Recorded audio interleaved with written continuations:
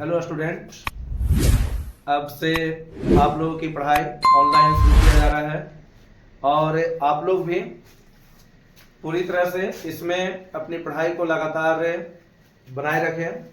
मेरे द्वारा अकबर सर और विमल सर के द्वारा आप लोगों की पढ़ाई को और आसान किया जा रहा है।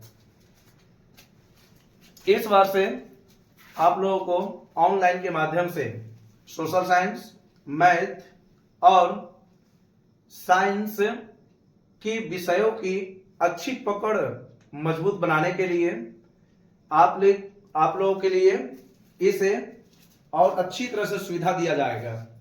इसलिए आप लोगों से पूरी तरह से विश्वास भी है कि अपनी पढ़ाई को बनाए रखें और साथ ही साथ मेरे टॉपिक को आप लोग बढ़िया से पढ़ने का भी प्रयास करें। बात यह रहा कि सोशल साइंस में कुल 4 विषय आते हैं और इस 4 विषय में आप अगर देखोगे तो इस आर्ट्स के माध्यम से कुल 4 विषय हैं, जिसमें एक का नाम है आपको ज्योग्राफी, दूसरे का जो नाम है जिसका नाम है आपको हिस्ट्री, तीसरे का जो नाम है जिसका नाम है आपको पॉलिटिकल साइंस और चौथे का जो नाम है जिसका नाम है आपको इकोनॉमिक्स। ये 4 विषय मेरे माध्यम से ही शुरू किया जाएगा और जल्द ही आप लोगों को हिस्ट्री की चैप्टर को शुरुआत करेंगे, जिसमें कुछ चैप्टर का नाम है, जिसमें पहला चैप्टर भी है जिसका नाम है आपको यूरोप में राष्ट्रवाद। और एक ऐसा टॉपिक जो कंपटीशन के अनुसार भी आपको पूछता है।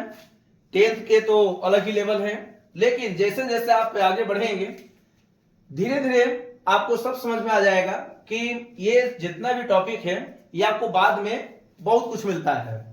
ठीक है, तो आप इसे अच्छे से समझने का भी प्रयास करें। बात ये रहा कि इसमें कुछ ऐसे भी टॉपिक हैं जो आपको किताबों में नहीं है, यानी 10वां के बुक में आपको नहीं मिलेगा, लेकिन वैसे टॉपिक भी आपको विस्तार रूप से पढ़ा दिया जाएगा, जिससे आप लोगों को पूरी तरह से और विस्तार रूप से समझ में आए। बात यह रहा कि अब यूरोप में राष्ट्रवाद के जब डिटेल्स इसको करेंगे तो इस यूरोप में राष्ट्रवाद में आपको नेपोलियन की कहानी, ऑस्ट्रिया जिसमें आपको एक शासक है जिसका नाम है आपको मेटरनी के बारे में बताया जाएगा। ये दोनों को बताने से पहले आपको पुनः जागरण काल के बारे में बताया जाएगा, जिसमें इटली से शुरुआत हुआ था, किस प्रकार से भारत में आने का प्रयास किया, ये पुनः जागरण काल का पूरी तरह से आपको रूपरेखा बताया जाएगा। फिर इसके बाद ऑस्ट्रिया के बाद आप लोगों को कुछ क्रांति आपको पढ़ाया जाएगा, जिसमें 1830 ईस्वी की क्रांति और 1848 ईस्वी की क्रांति आपको बहुत उसमें वीवीआई क्वेश्चन बनता है।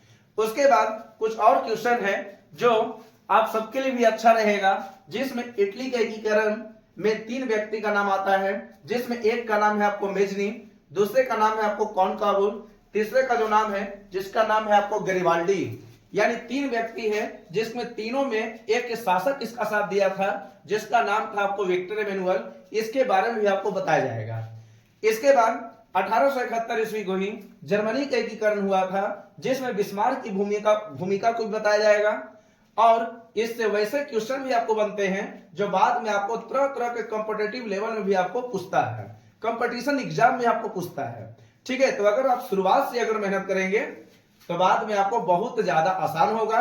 लेकिन आज के लिए केवल आपको यही बता रहे हैं कि पुनः एक बार ऑनलाइन के माध्यम से यूरोप में राष्ट्रवाद या कोई भी विषय आपको मतलब जल्द ही स्टार्ट किया जा रहा है। और प्रयास ये भी है कि अगर आपको किसी प्रकार की समस्या हो तो आप जरूर अपनी राय दें।